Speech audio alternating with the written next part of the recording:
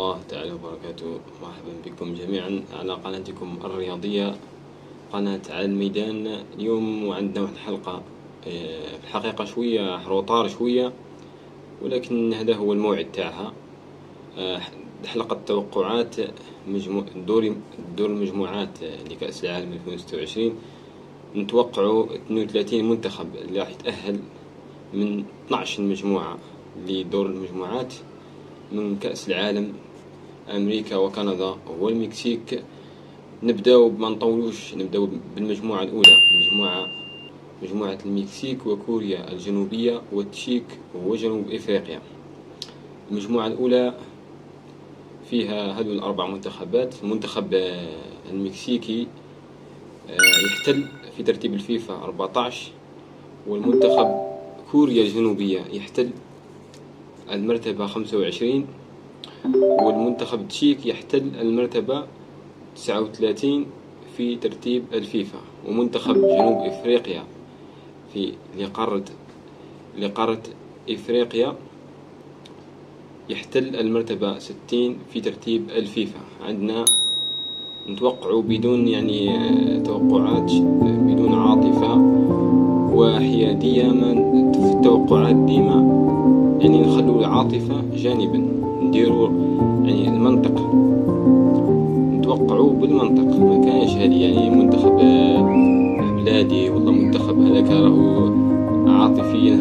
نتوقعوا على الورق، المنتخب الأقوى على الورق. نتوقع في هذه المجموعة المركز الأول المكسيك، والمركز الثاني كوريا الجنوبية، والمركز الثالث التشيك، والمركز الرابع جنوب إفريقيا. جنوب إفريقيا راح تودع، والتشيك ستنافس على المركز الثالث. المجموعة الثانية مجموعة سويسرا وكندا وقطر والبوسنة، ومنتخب البوسنة والهرسك منتخب تابع للاتحاد الأوروبي لكرة القدم. منتخب البوسنة. عندنا منتخب سويسرا يحتل المرتبة 19 في ترتيب الفيفا، والمنتخب الكندي يحتل المركز 30 في ترتيب الفيفا، والمنتخب القطري يحتل المركز 65 في ترتيب الفيفا. عفوا، المنتخب القطري يحتل المركز 55. وعندنا المنتخب البوسنة والهرسك يحتل المركز 64 في ترتيب الفيفا. نجو نتوقعوا في الجروب الثاني شكون يتأهلوا. أنا حسب رأيي الجروب الثاني المركز الأول منتخب سويسرا. منتخب سويسرا منتخب مدجج بالنجوم، على بالنا قاع اللاعبين تاعو، عبالنا وين يلعبوا، عنده لاعبين يلعبوا في أفضل الأندية.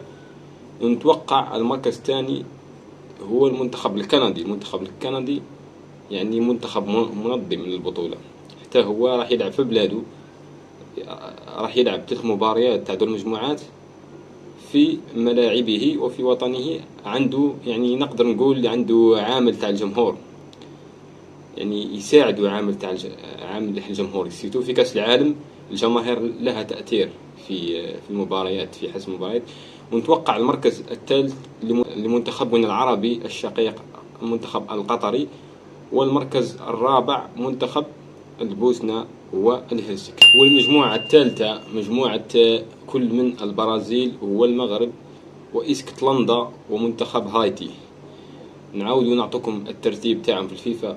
عندنا منتخب البرازيلي في المرتبة 6 في ترتيب الفيفا، وعندنا المنتخب العربي الشقيق المنتخب المغربي في المرتبة 7 في ترتيب الفيفا، والمنتخب الاستقلندي في المرتبة 43، والمنتخب الهايتي في المرتبة 81. نتوقع هذه المجموعة باينة. البرازيل نتوقع راح تكون المركز الأول، والمنتخب المغربي العربي يكون في المركز الثاني. منتخب ما ننساش باللي كان وصل في نصف النهائي كأس العالم 2022.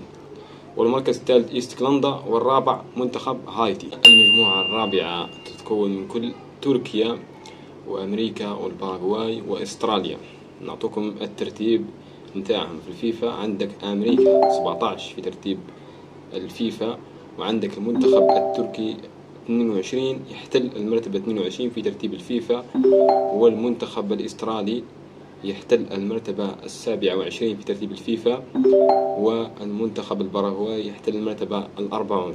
هنا عندك نتوقع المركز الأول راح تديه المنتخب التركي. المنتخب التركي ما ننسوش باللي يمتلك مواهب في خط الوسط وخط الهجوم مثل أردا جولر. عندهم لاعبين الخبرة ولاعبين مهاريين ومواهب ينشطون في أفضل الأندية في أوروبا. عندك ثانيا المركز الثاني المنتخب الأمريكي. المنتخب الأمريكي صاحب الديار، صاحب الجمهور، سيلعب في أرضه وعلى ميدانه وعلى ملاعبه. توقع أن يحتل المركز الثاني. والمرتبة الثالثة المنتخب الباراغواي، والمرتبة الرابعة المنتخب الإسترالي. المجموعة الخامسة مجموعة ألمانيا وكوت ديفوار ساحل العاج والإكوادور ومنتخب كوراساو. نعطوكم الترتيب تاعهم في الفيفا. المنتخب الألماني يحتل المركز 10 في ترتيب الفيفا، والمنتخب الإكوادوري يحتل المركز 24 في ترتيب الفيفا، والمنتخب ساحل العاج كوت ديفوار يحتل المركز 33 في ترتيب الفيفا، ومنتخب كوراساو لأول مرة يتأهل هذا المنتخب لنهائيات كأس العالم يحتل المرتبة 83 في ترتيب الفيفا. توقعاتنا هذه المجموعة بين نتوقعوا المرتبة الأولى المنتخب الألماني، عنده نجوم كاسحة، لاعبين يعني من الطراز العالي. نتوقع أنا المرتبة الثانية ساحل العاج كوت ديفوار اللي لعب مباراة ودية مع فرنسا، بين على أنه عنده فنيات، على أنه عنده تكتيك، عنده خشونة وطريقة لعب قوية. ساحل العاج منتخب قوي بدنيا. والمرتبة الثالثة نتوقع المنتخب الإكوادوري، والمرتبة الرابعة نتوقع منتخب كوراساو. المجموعة السادسة تتكون من كل من المنتخب الهولندي يحتل المركز 8 في ترتيب الفيفا، ومنتخب اليابان. هذا منتخب ركزوا عليه يا جماعة، منتخب ممكن راح يلحق الأدوار متقدمة. المنتخب الياباني منتخب قوي جدا يحتل المركز 18 في ترتيب الفيفا. والمنتخب السويد منتخب أوروبي قوي منظم يحتل أيضا المركز 38 في ترتيب الفيفا. ورابعا المنتخب العربي الشقيق منتخب تونس يحتل المركز 46 في ترتيب الفيفا.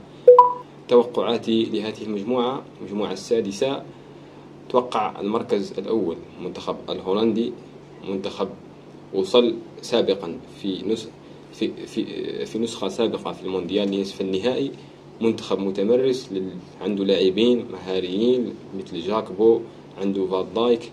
المركز الأول.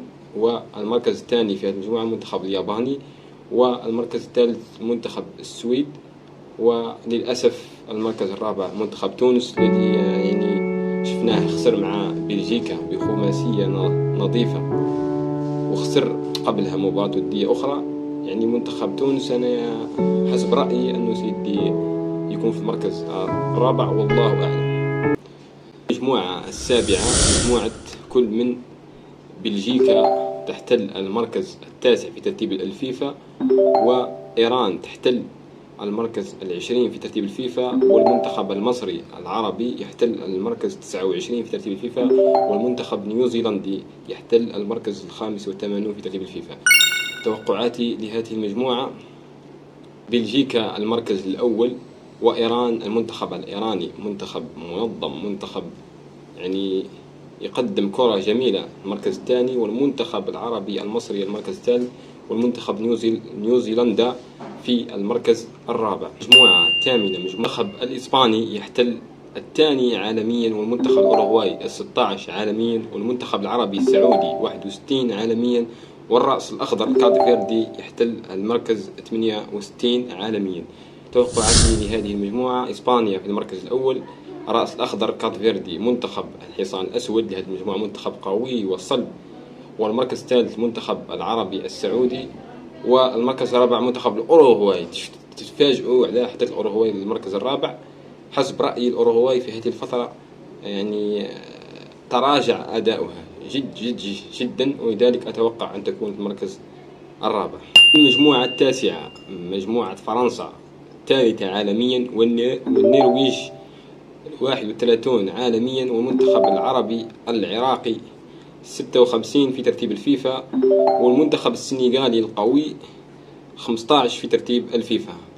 نتوقع المنتخب الفرنسي سيحتل المركز الأول، منتخب مدجج بالنجوم، والمركز الثاني المنتخب السنغالي، والمركز الثالث المنتخب النرويج، وللأسف المركز الرابع المنتخب العربي شقيق المنتخب العراقي. هذه المجموعة صنفوها الكثير من الناس صنفوها المجموعة الأقوى في كأس العالم 2026، وهي مجموعة الموت. المجموعة العاشرة مجموعة المنتخب الوطني الجزائري، والمنتخب الأرجنتين، والمنتخب العربي الشقيق الأردني، والمنتخب النمساوي. المنتخب الأرجنتيني الأول عالميا، والمنتخب الجزائري يحتل المرتبة 28 في ترتيب الفيفا، والمنتخب النمساوي يحتل المرتبة 23 في ترتيب الفيفا، والمنتخب الأردني العربي يحتل المرتبة 63 في ترتيب الفيفا.